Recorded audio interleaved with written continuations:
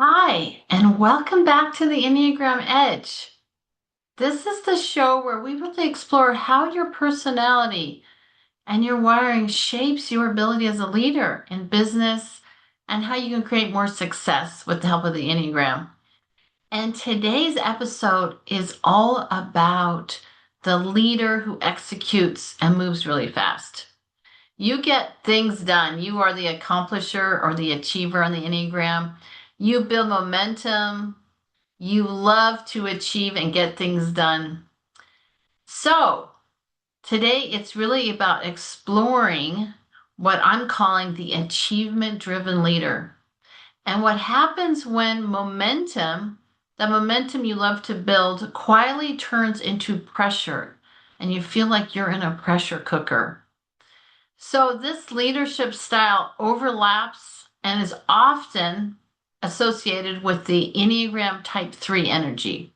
So the achiever, the performer, the one who likes to build results, who's always looking for a new goal to accomplish, who's focused on winning, focused on taking things to the next level. So at your best, you create such good progress in organization.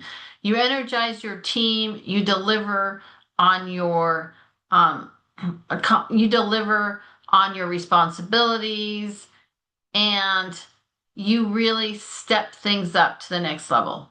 However, under stress, this same superpower can shift into something that becomes unhealthy for you and the organization.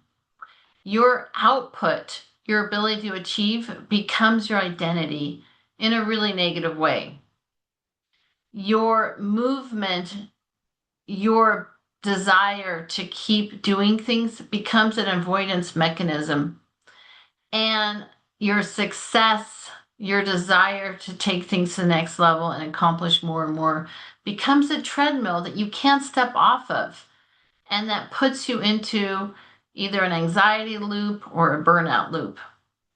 So, in this episode, I'm going to unpack why output addiction creates a fragile leadership system for you and how stress ties your identity to results without you even realizing it, and why high performers or high achievers resist slowing down, even when they need to, and even part of them knows that it's better for them and their organizations.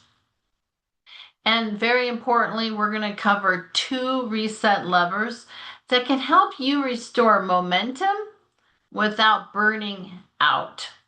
So let's dive in. So, first of all, let's talk a little bit about the gifts of the achievement driven leader. So, what's true about this leadership style? It's that it's very powerful. And there's a strong drive. You don't have to wait for the perfect conditions to do things. You execute. You translate your vision into action no matter what, and you keep moving forward. Nothing really stops you. You're very unstoppable as a leader. And you're also highly adaptable and highly flexible. You can pivot, you can turn quickly, you can change routes if needed, if the organization or perhaps a task is needed, a different task than you originally prioritized or a different goal. You know how to pivot, which helps the organization and your team. And you're very efficient. You instinctively know how to cut through the clutter and figure out what to focus your attention on so you get things done. You're the person that other people rely on when something matters. You're the one that can help cut through the ambiguity and produce results, get clarity, and get into action. And so, because of that, as an achievement driven leader, you're often rewarded early on. You get promoted, you get recognized, you get praised, and you get chosen to do more and more, right? You get chosen to take on more responsibility, to take on more management, leadership. And so this starts creating a wiring inside, a wiring that gets reinforced. that results equal safety. Achieving and more results equal value. You actually have more worth as a human being if you achieve more. And results also can equate to belonging in an organization. And so, perhaps not consciously, your nervous system begins to treat and read everything this way, as results is the most important thing. You need to continue to achieve results. And because of that, you need to continue to always be moving forward. Momentum becomes important to you. So let's look at, though, when this momentum turns into pressure. And I've worked with a lot of type 3s who've experienced this. They love momentum, and then one day they feel so overwhelmed that they move into exhaustion. And so here's the shift. And it can be really subtle, right? So if momentum can feel really good for a while, right? You're in the flow, you feel like you're being effective, you're leading, things are getting done. You're feeling good about you and your team. But if this continues a long time with lack of self-care, if you're not able to slow down, chronic stress can develop. And this momentum can become a sense of, I can't stop. If I slow down, I'm going to fall behind and something bad is going to happen. If I'm not producing, I'm not valuable. Your sense of self-worth actually gets tied to creating more and more momentum. So it becomes really hard to slow down. In fact, this is where the stress hijack shows up. Overwork gets tied to your identity, gets tied to results.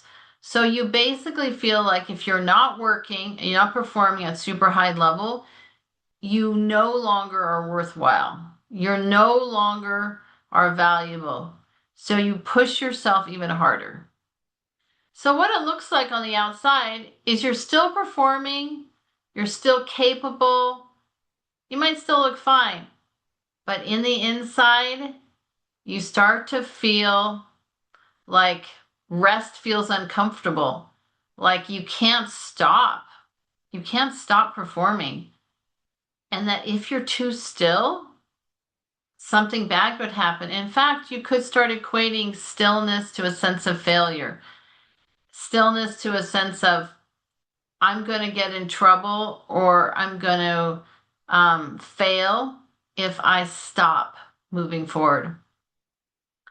And you could also get the sense that you're really only as good as your latest accomplishment or your latest win. So your sense of identity is actually tied to winning.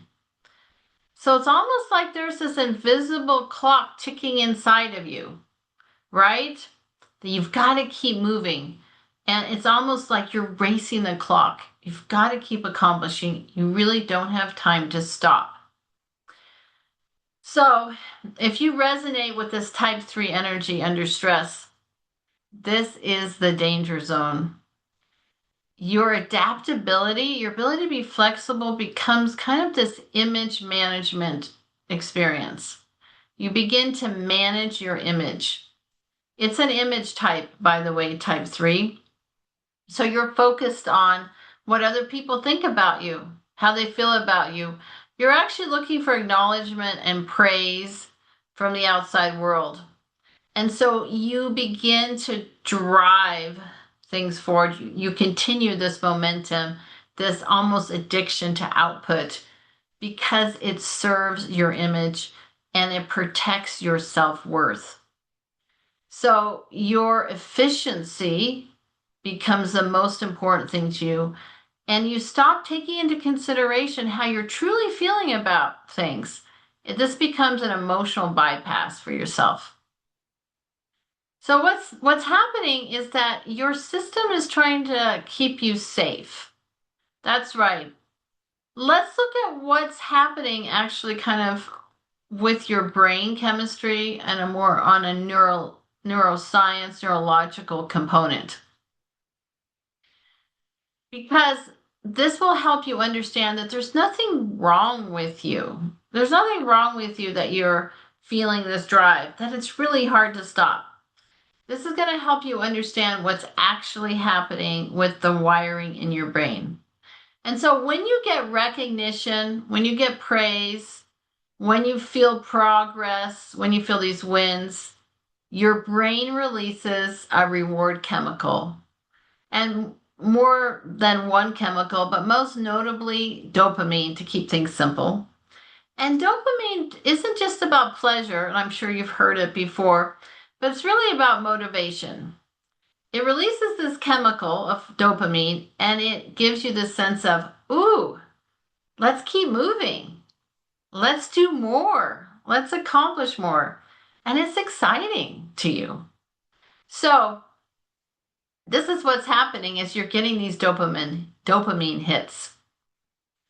And this is unfortunately over time eroding who you are, and it's going to eventually lead to exhaustion. That's right. The brain starts treating achievement like regulation, meaning when you're anxious, you produce more and more so that you can feel better and get more of a dopamine hit. When you're uncertain and not sure what to do next, instead of stopping and resting and trying to recenter and figure out what should I really be doing, you get into action, you execute, you start accomplishing something. And when you're stressed out, you continue to build momentum and focus on accomplishing more and more. So this is a coping strategy that really looks like success. And because our society is basically built on this, there's a lot of pushing for more, winning in our society, performing, that you get a lot of goodies for this. You've probably gotten a lot of recognition, a lot of awards. So it's challenging to stop this pattern. But here's the cost.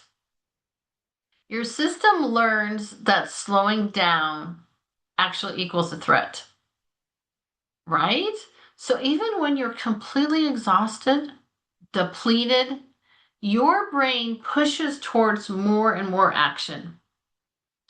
And you can't rest. This is why the high performers out there, these type threes, resist slowing down.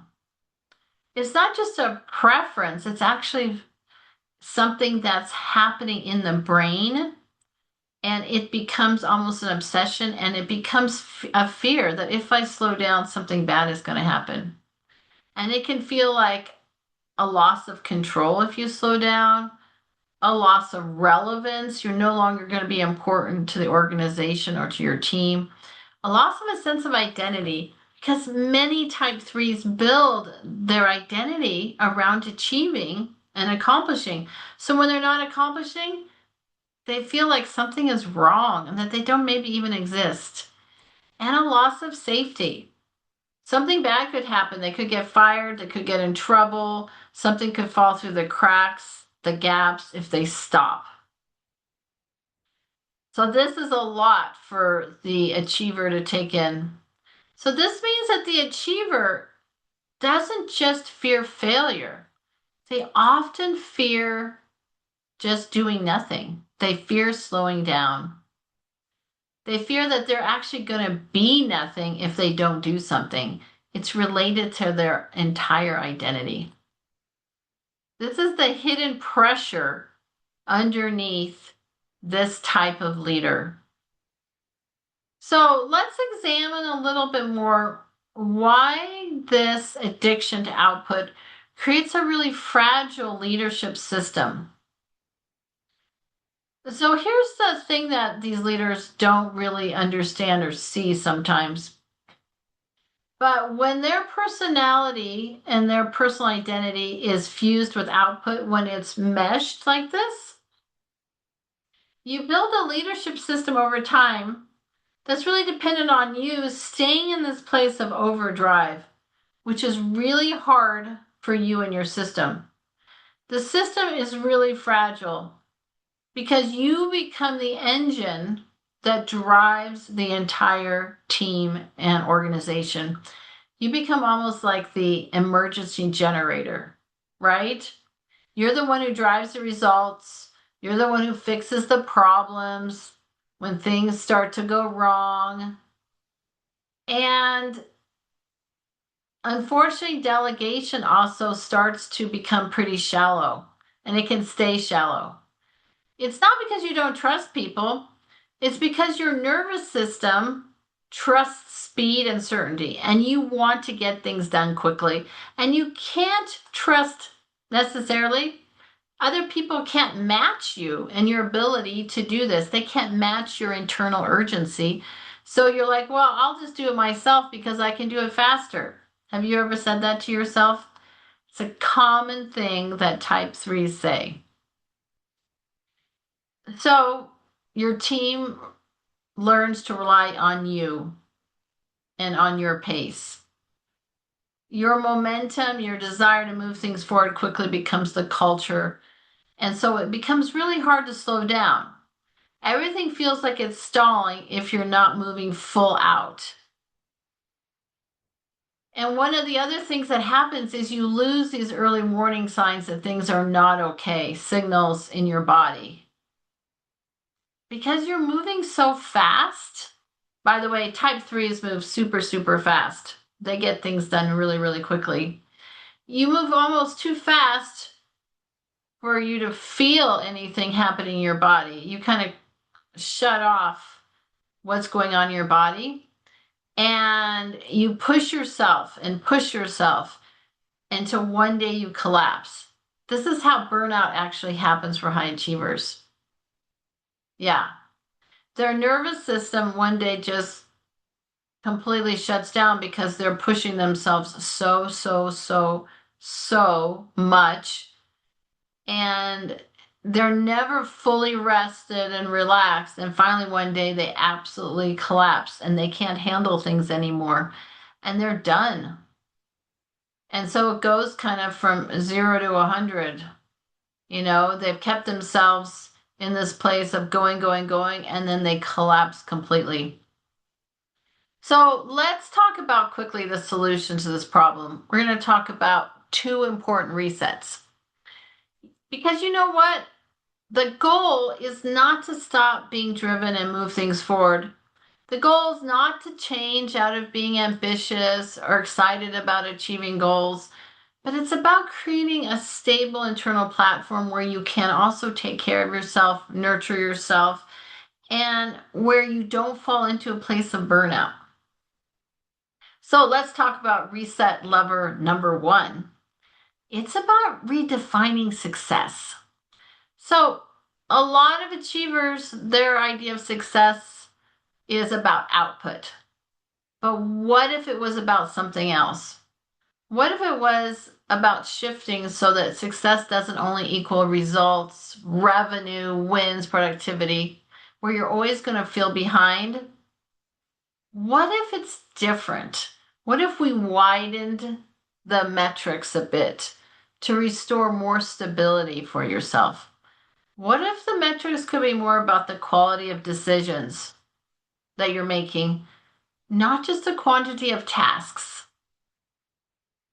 the sustainability of pace of you and your team and of accomplishing things, and not just the speed that you get things done? And what if it was about the depth and integrity of you as a leader, and not just the visibility and how you perform as a leader? And what if success was also about the capacity to recover, capacity to take care of yourself, and not just the capacity to push through things, to be a superhero? So, what's important to really look at yourself is to ask yourself these questions about how you can shift your success metrics. So, here's a powerful question for the achievement driven leader. If I couldn't produce for 30 days, what would still make me valuable? I'm going to repeat that again so you can really capture it. If I couldn't produce anything or achieve anything for 30 days, what would still make me valuable? At first, that question can really sting a bit and be kind of hard to think about, but it really reveals where your identity has become conditional based on you achieving. So, this is a really good question to ask to move out of this identity issue of basically conflating achievement with your identity and getting a better sense of what really matters as a leader, what your true worth is. So let's look at reset lever number 2. So it's introducing recovery, rest, as a performance infrastructure. Okay, this is vital to every type 3, every achievement-driven leader, that rest and recovery must become part of the system for you to continue to perform at the level you want to perform at. Most high achievers treat recovery like a reward. I'll rest when I'm done. But the problem is they never get done fully. I'll rest when I have time. They don't have time. So what's important is to really reframe things that recovery has to be a part of the original infrastructure. Like sleep is for the brain, like oil is for your engine, recovery and rest are key to your success as an achievement-driven entrepreneur, achievement-driven leader. So if you want sustainable momentum, recovery can't be optional. It has to be designed into the system as something you do each day, each week, as something that's a part of your daily existence as a leader. So here's one practical way to do this is to put some white space into your calendars. I call these also cushions. The way you would schedule meetings, you need some downtime scheduled into your calendar. That's right. It's important for you to have more space and not be running from one thing to the other. Also, I found very powerful for the leaders I've worked with who fall into type 3.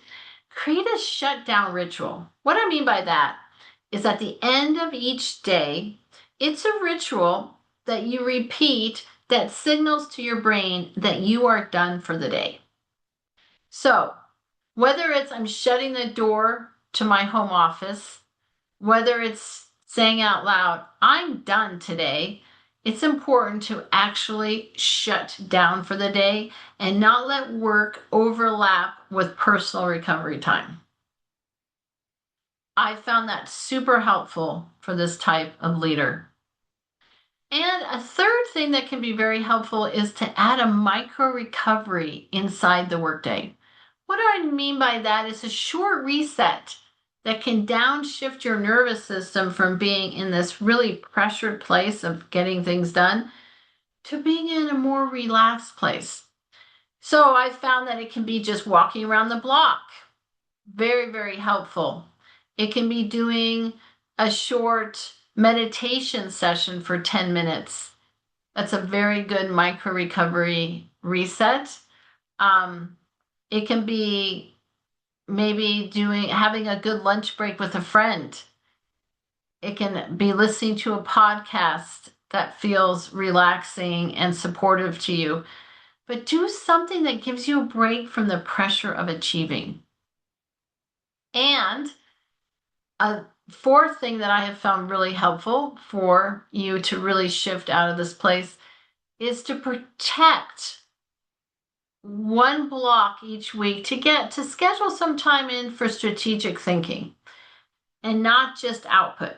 So here's one of the challenges for these types of leaders is that they get into this place of output, output, output. And they do things because they want to achieve and not necessarily taking the time to think about, is this a good strategic thing to do? Is this in alignment with my values? Is this in alignment with our goals as an organization, as a team? And so to have a window blocked out weekly for strategic thinking is vital for your success as an achievement-driven leader. And a last, I think, important tip that can help you is to really track your pace as a metric. Track what you're up to and to slow down and to not just the outcomes, but what's my pacing like? Am I actually giving myself some time and some space in my week? How much time am I giving myself to recover? And track that as a metric instead of just tracking your outcomes. Achievement-driven leaders love to track. They've got lots of spreadsheets and tracking sheets. So add this as something to track is how much you're giving yourself to recover and giving yourself space to have more of that strategic thinking. So here's what to remember is that your nervous system needs this support, this support to recover. And if you regulate your nervous system by letting it recover, you can be more effective. And you can also gain discernment, and you can stop pushing in places where your system is actually asking you to stop and reset. And you can stop feeling like you're in a pressure cooker you can stop feeling like you're in a pressure cooker, which a lot of achievement-driven leaders have told me, and start relaxing and enjoying the experience of being an achievement-driven leader. So, if you're an achievement-driven leader, here's what I really want you to take away and remember from this episode. You don't lose your edge by building recovery into your leadership system. You protect it. You protect your edge. Remember that momentum is not the enemy, but when momentum becomes the only place your identity feels safe, pressure is inevitable and exhaustion can happen. So if this episode hit home, please share it with a leader on your team who's also always on, always achieving. And if you want support shifting out of chronic stress and always on mode, you'll find the Burnout Code Guide linked in the show notes. Thanks so much for listening, and I'll see you next time on the Enneagram Edge.